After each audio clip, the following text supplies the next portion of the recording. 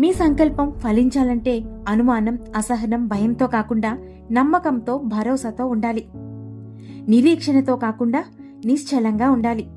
శ్రద్ధ, స్థిరత, స్పష్టత ఈ మూడు కలిసినప్పుడే ఒక సంకల్పం నిజమవుతుంది. భయంతో తలిచిన సంకల్పం నెరవేరదు. అసూయతో పుట్టిన కోరిక శక్తిని ఆకర్షించలేదు. మీ ఆలోచన మర్చిపోతూ, మారిపోతూ ఉండటం వల్ల విశ్వం దానికి స్పందించలేదు. కానీ ప్రేమతో తలిచిన సంకల్పం మాత్రం స్పష్టంగా విశ్వాన్ని తాకుతుంది. మౌనంగా, శ్రద్ధగా సాగించే సంకల్పం చాలా నిశ్శబ్దంగా దాని పనిని అది చేసుకుంటూ పోతుంది. సంకల్పం అంటే శబ్దం చేస్తూ విశ్వాన్ని అడిగేదైతే కాదు. శ్రద్ధతో మీరు జీవించాల్సిన దిశ. మీరు ఏదో కోరుకున్నాను, అది విశ్వం తీర్చేస్తుందిలే అని అనుకోకండి. విశ్వం ఎప్పుడూ మీరు చేసే పనిని, మీరు చేసే ప్రయత్నాలను చూస్తూనే ఉంటుంది. దానికి తగ్గట్టుగానే ఫలితాన్ని మీకు దక్కేలా చేస్తుంది. యూనివర్స్ ఎప్పుడు మీ ఆత్రాన్ని, మీ ఆతృతని చూడదు. మీరు వేస్తున్న అడుగులను, మీ శాంతం, మీ ఓపిక, మీలో ధైర్యాన్ని మాత్రమే చూస్తుంది. ఇవే విశ్వానికి మీ నుండి వెళ్లే సిగ్నల్స్. నేను సిద్ధంగా ఉన్నాను అని తెలియచేసే ఒక సందేశం. మీ జీవితంలో ఏదైనా జరుగుతుంది అంటే అది బయట నుండి మాత్రం కాదు, ముందు మీ లోపల పుట్టింది. మీరు శ్రద్ధగా తలుచుకున్న ఆ భావన, మీ ప్రేమ, పట్టుకున్న ఆ ఊహ, మీరు మౌనంగా నమ్ముకున్న ఆ దిశ లోకానికి కనిపించకపోయినా యూనివర్స్ మాత్రం వాటిని చూస్తూనే ఉంటుంది, వింటూనే ఉంటుంది. మీరు బలంగా తలుచుకుంటే యూనివర్స్ కూడా అదే తలుస్తుంది. కానీ అది వెంటనే జరగదు. మీరు సిద్ధంగా అయినప్పుడు మాత్రమే అది జరుగుతుంది. మరి విశ్వానికి మీరు సిద్ధంగా ఉన్నాను అని తెలిసేది ఎలా? విశ్వం మీకు పెట్టే ప్రతి పరీక్షకు ప్రేమతో, సహనంతో నెగ్గుకుంటూ రావాలి. మీరు చేసే ప్రతి ప్రయత్నం విశ్వానికి మీ పట్టుదల కనబడాలి, వినబడాలి. ఓపికతో మీ కోరిక తీరే వరకు వేచి ఉండగలిగే సహనం మీలో ఉండగలగాలి. ఇవే విశ్వానికి మీరు సిద్ధంగా ఉన్నాను అని తెలియచేసే సిగ్నల్స్. అప్పుడే మీ సంకల్పం సిద్ధింపచేయటానికి విశ్వం సిద్ధంగా ఉంటుంది. మనిషిగా పుట్టినప్పుడు మనం అందరిలోనూ ఒకేలాంటి శక్తి ఉంటుంది. అందరం శక్తివంతులుగానే ఈ భూమికి చేరుతాం.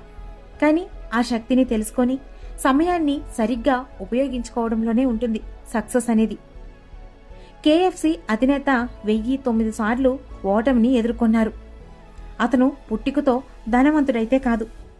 అతను ఎన్నో ప్రయత్నాలు, ఎన్నో అపజయాలను చూసిన తర్వాతనే ఈరోజు 145 పైగా దేశాల్లో 2000 కంటే ఎక్కువగా అవుట్లెట్స్ ఉన్నాయి. అలానే కటిక పేదవాడిగా పుట్టిన అబ్దుల్ కలాం గారు, నరేంద్ర మోడీ గారు, వీరంతా పుట్టుకతో అయితే ధనవంతులు కాదు కదా. అతి చిన్న స్థాయి నుండి, సామాన్యమైన జీవితం నుండి ఊహించలేనంత ఎత్తుకు ఎదిగారంటే ఇది వీరికి ఎలా సాధ్యమైంది? ఎలా అంటే వీరి సంకల్పమే వీరి జీవితాలను మార్చింది. మీ సంకల్పానికి మారే శరీరం, కాలం కారణం కాకూడదు. మారని దిశ ఉంటే చాలు. స్థిరమైన సంకల్పం ఉంటే చాలు. ఏదైనా సాధ్యమవుతుంది. ఒకసారి మీ జీవితం మొత్తాన్ని వెనక్కి తిరిగి చూడండి. ఏ విషయంలో కూడా జరగదు, అసాధ్యం అని అనుకున్న పనులు ఎప్పుడూ మీ గతంలో జరగలేదంటారా? మీరు బలంగా కోరింది ఏదైనా సరే, మీరు సిద్ధంగా ఉన్నప్పుడు అది మీ ఎదుట నిజమవుతుంది. సంకల్పం అంటే మీరు అస్తమాను మార్చుకునే ఆలోచన అయితే కాదు. ఒక్కసారి అనుకొని విడిచిపెట్టే మాట కూడా కాదు. మీరు మీ లోపల స్పష్టంగా మారని దిశతో ఒక ఆలోచనని నిలపటమే సంకల్పం అంటే. అప్పుడే మీ అంతరంగ చైతన్యాన్ని తాకుతుంది. ఆ చైతన్యమే ఒక మహాశక్తిగా మారి మీ చేత ప్రయత్నాల దిశగా అడుగులు వేసేలా చేస్తుంది. అందుకనే మీలో ఉన్నది బలమైన సంకల్పమా కాదా అని ముందు నిర్ధారించుకోండి. పదే పదే మీ ఆలోచన మారుతున్నా, మీ సంకల్పం వెనుక ఏదైనా భయం ఉన్నా సరే అది విశ్వాన్ని చేరలేదు.